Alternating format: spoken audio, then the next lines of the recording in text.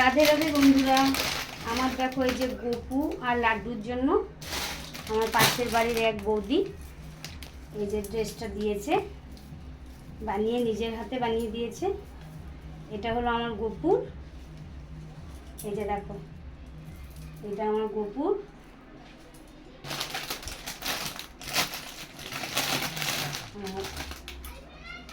এটা আমার লাড্ডু, এই দেখো লাড্ডুকে আবার একটা ফুলও দিয়েছে একদম ম্যাচ করে। এই যে দেখো গপু আর লাড্ডুকে দিয়েছে। ওই বৌদি আবার প্রতি বছর জন্মদিনে ওদেরকে ড্রেস দেয় আর কি।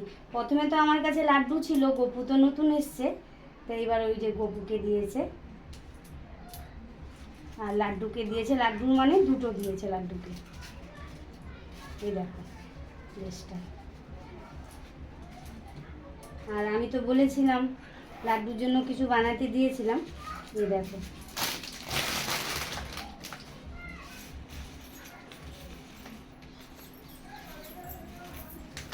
লাড্ডুর জন্য। এই দেখো এই চেনটা, গলার এই চেনটা বানিয়েছি। এই দেখো ছোট্ট করে একটা লকেট দিয়েছি, লাড্ডুর দুটো হাতের বালা, আর এই যে দুটো পায়ের।